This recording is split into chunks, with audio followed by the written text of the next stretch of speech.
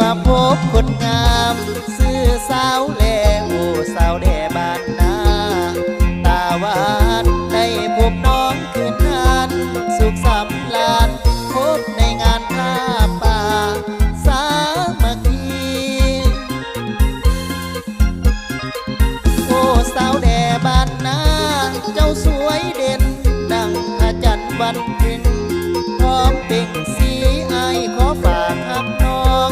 ฝากไมตรีโปรดสงสารปานีและเห็นใจอายนี่จากบ้านนามาหาน้องหวังประคองความรักให้สดใสยามแต่น้องคนดีบ่เห็นใจหรือที่ว่าอายยากจนคนบ่มีอายจะหาเงินทองไปขอแต่งขลองแพงอายพร้อมจะไปขอให้น้องคนดีตั้งตารอน้องจงรอวันนั้นวันวิวาห์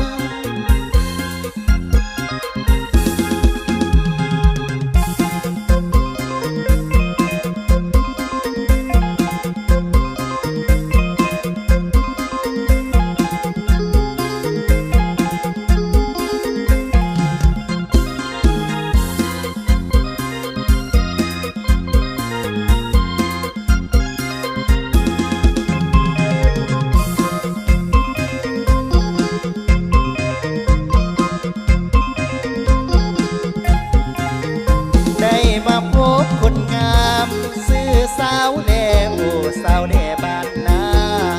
ตาหวานได้พบน้องคืนนั้น